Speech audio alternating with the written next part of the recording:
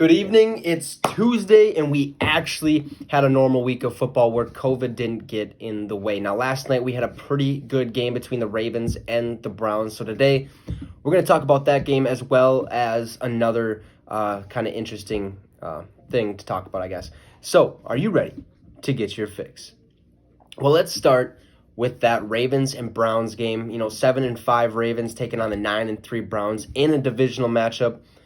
So not going to lie, okay, I thought the Browns were going to take this one, but I was wrong, okay? Lamar Jackson led the Ravens to a 47-42 victory. Now, one word to describe this game is run. Okay, the Baltimore Ravens had a total of 231 rushing yards to their 176 passing yards. Last week, the Ravens were without Lamar Jackson, and the game plan was kind of really off. You could kind of tell it was a little slower paced, more fitting to RG3 rather than what Lamar would be or what the team would do with Lamar at quarterback. But now, hey, they got Lamar back against the Browns, and bam, okay, the Ravens were off to the races. Lamar Jackson, he played absolutely phenomenal, going 11 for 17, 163 yards and 1 touchdown. He also ran the ball 9 times for 124 yards and 2 touchdowns.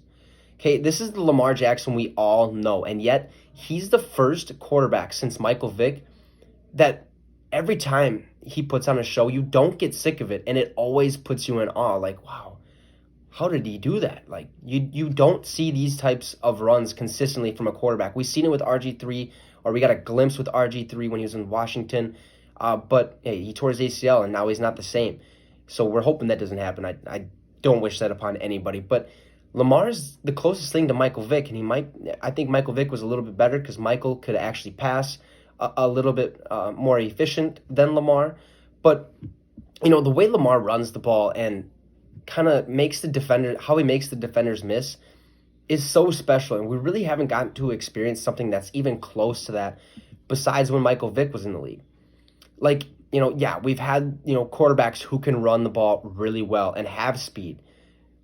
Like I said, RG3. But it's not the way that Lamar and Michael Vick have ran the ball. It's really next level type stuff. Now, the score was 33-20 going into that fourth quarter, and you start to think, okay, the Ravens got this if they continue to control the clock, okay, with that run game. But the fourth quarter was all Browns until the very end. The Browns ended up taking the lead 35-34. They scored 15 unanswered points when Lamar Jackson got out went out with cramps in the locker room. And they had that 35-34 with about 6 minutes and 30 seconds left in the game. And then the Ravens would quickly score a touchdown in 9 plays. The first 8 were all Trace McSorley, and he ended up getting injured. And when he got injured, it was 4th and 5. Lamar Jackson came running back out of the tunnel, and then he saved the day on his first throw. He threw to a wide open Marquise Brown or Hollywood Brown for a 44-yard touchdown pass. That made the score 40-35, and then they would go on to convert that 2-point conversion, and now it's 42-35 with about a minute left, or about a minute 45 left in the game.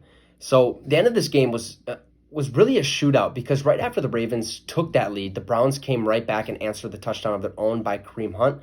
He caught a 22-yard touchdown pass, and that tied the game at 42, giving Lamar Jackson and the Ravens about a minute left with 1 timeout. Now, turns out, that's all the Ravens really needed because they would march downfield, and then they were forced to kick a 55-yard field goal to make the score 45-42 and gave the Browns the ball back on a kickoff, but it would be short-lived as they ended up giving a safety, trying to play some razzle-dazzle, and, the Ravens ended up winning this game 47-42. Now, look, the Browns probably win this game if their secondary breaks up some passes, but that wasn't the case, okay? The Browns are a good team, and in fact, I believe they're better without Odell than they are with Odell because they're forced to run a little more without having to worry about Odell getting upset because he isn't getting enough, targets or not getting the ball enough, let alone.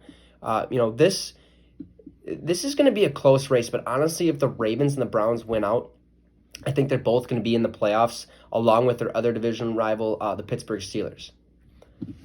So finally, let's switch gears to a post that I seen by Pro Football Focus that said, who is the best team currently not in the playoffs? And that picture had the Patriots, the Ravens, and the Raiders on there, as well as the Cardinals. But with them winning this week and the Vikings losing, the Cardinals are actually now back in the playoff picture. So we're going to decide out of those three teams of the Patriots, Ravens, and Raiders. Now, honestly, out of those teams, I believe the Ravens are that best team currently not in the playoffs.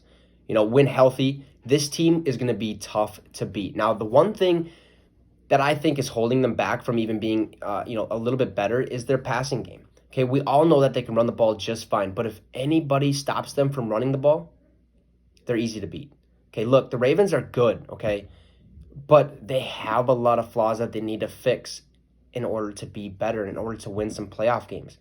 It's kind of like when you go over to the Pittsburgh Steelers. Look, they have a really, really good defense, but they can't move the ball downfield. They're number one in drop passes, and they just can't get the run game going. Here, the Ravens, they obviously have probably the best, probably top 5, top 10 running game in the NFL currently, but they can't pass the ball. Now, is that due to Lamar Jackson? I don't think so. I just think it's due more to that game plan that the Ravens have in place. It's more of that read option, all those kind of option plays that Lamar, runs. If you watch, every time he gives a handoff, he's always keeping his hands in there until that last second. It's the game plans are revolving around Lamar, not so much receivers. Now, like if you give him DeAndre Hopkins, so to say, or like Devontae Adams or those big name receivers, then we might start seeing a little bit more passing coming out of this. Yeah, Hollywood Brown's good. He's not great. So that's why they're running the ball more. And guess what? If they can continue to run like this, they're going to be fine. But they need to include that passing game as well. Well, that's going to end our discussion today, as now we get a couple days now instead of like a day break or, no break before week 15 gets underway. Now, don't take that wrong by any means. I love football. I love watching it. If I could watch it every day, I obviously would. I still do, catching up on the highlights and the games and things around the league. But, hey, a game a day, that'd be fine by me. But anyways, I'd like to say good luck to all those that are currently in their fantasy football playoffs. I know mines are going to be starting this week. And the Get Your Fix Fantasy Football League, I'm currently in first seed. And we're looking to keep it that way, trying to get that first. I don't see me losing this. If I do, so be it. But anyways, good luck to you guys in that fantasy playoffs. It's going to be a couple interesting couple weeks. So anyways, we're going to be back tomorrow with my power rankings and maybe a little bit more. So thanks for stopping by. Hey, have a wonderful night, and you just got your fix with the Wicks.